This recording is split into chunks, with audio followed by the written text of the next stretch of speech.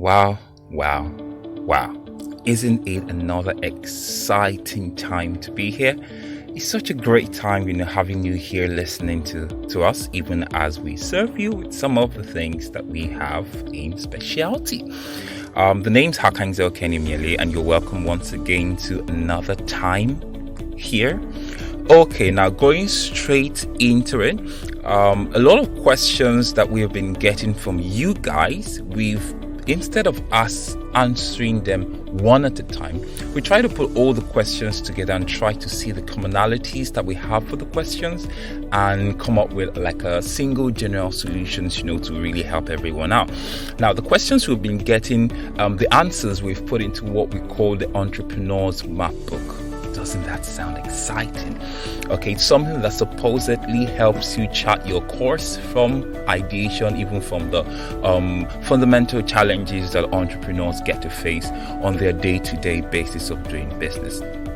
Now, based on the questions a lot of people have asked, I will also be asking certain questions for you to actually find your line, and find out why you're doing what you're doing. Because if you can't answer the question why, a lot of problems are going to ensue sooner rather than later. So the first question you need to understand is, did you choose entrepreneurship? Or, you guessed it, did entrepreneurship choose you? If you chose entrepreneurship, you were driven by passion and a desire to solve problems for people. What am I saying? If you chose entrepreneurship, yes, that means that you saw opportunities, you saw the money you could make from it, and voila, you went straight into it. If entrepreneurship chose you, it means that you were passionate about solving problems, creating value, and creating product and stuff that improves the lives of the people around you. That's what makes you an entrepreneur. Do not mistake entrepreneurship for an opportunist. We're going to get into that right about now. So the first question, some of the questions you need to answer to find an alignment with the way you do business are as follows. Now, how long did it take you to start your business? Did you have the business idea after you heard of an opportunity in the news? And so you saw this as a great opportunity to make some money and cash out in business? Did it take you a month of planning, and putting a lot of thoughts and pen to paper? Did it take 2 months or 6 months? Have you been nursing the idea for about a year? Have you been thorough enough about it to really think about the steps and the processes involved? You need to answer that question. The longer it takes, the more thorough you were in your process, the better you were as an entrepreneur. And the shorter it is, the better you are as an opportunist. Okay, now after answering the question of time, the next question you have to answer is finance.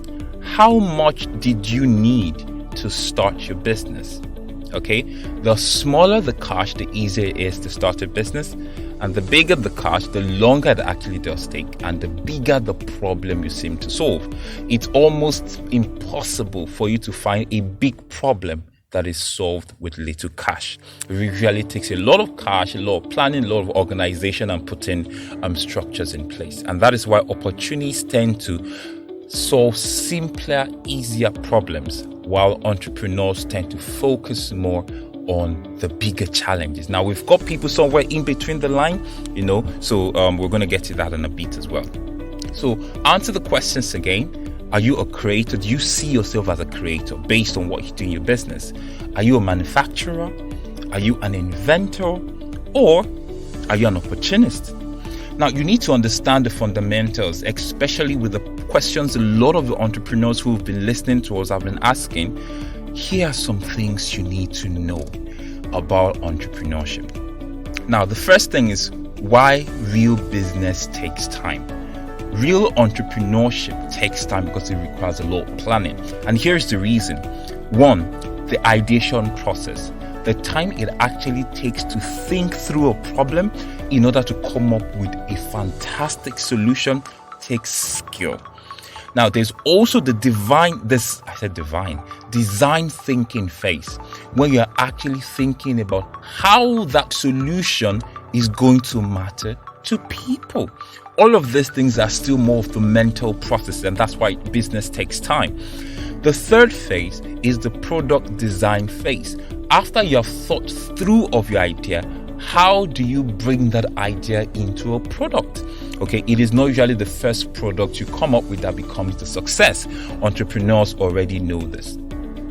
Now, then you move to the product testing phase, where you see the tangibility, the reality of the business and how it really does solve problems for people. Now, after understanding this process of thinking and the mentality of business, you actually have to know the demand of real business. This is something a lot of people have not been able to come to terms with. What are the demands of real business? For example, how do you get your supplies, your raw materials? What's your supply chain process like? How do you have what's your relationship with your suppliers like? This is very important because this will tell the sustainability of your business or your process or your product, as it were. The next thing is market entry phase. And this is market reality, where you get to understand that the market really doesn't care about your products. They don't. They don't care about you as well. What they care about are solutions. Now, when you have products who are able to solve the solutions in the way that makes life better for the market, then you're going to be appreciated. And one thing you also need to understand for people who think entrepreneurship it's wrong. Market is not selling to friends and families. Friends and families are not part of your market. The market are strangers, people who don't know you, who don't care, who don't give a damn about you. But if you are able to persuade them with your product, then you're really into entrepreneurship. And that's the market reality check that a lot of entrepreneurs get to face. Now, when you enter the market, the first couple of days, you're still in heaven. You're enjoying the whole cloud nine and all, until you begin to get the need to sell to people and to market. This is what we call the sales and marketing upgrade. You need to always improve your template of sales and marketing periodically, okay? Because the market evolves. Once they evolve to a certain level of engagement, they get more difficult. And so you have to keep improving and updating how you sell and market. And this is where some entrepreneurs have problems again. Now, after that, there is the value chain upgrade. And this is where customer satisfaction and complaints come. When customers begin to complain about your service, your delivery, your product, some of the benefits, then it lets you know the areas you need to improve on. Okay, and also finally, it's what we call the reality check of the competitors. You need to understand at the beginning of your ideation, design thinking, you might think of competitors, but you don't know the reality of competition. Okay, it is when you've gone into the market that you see the reality of competition. This is called the market share wars, and this is when you have to be brutal. Even though passion gets you into the market, resilience gets you sustained in the market. Okay, and this is where you actually begin to think about the structure of your business. Are you structured? What's the system? How does it give you more time to be able to think and come up with better solutions for your business?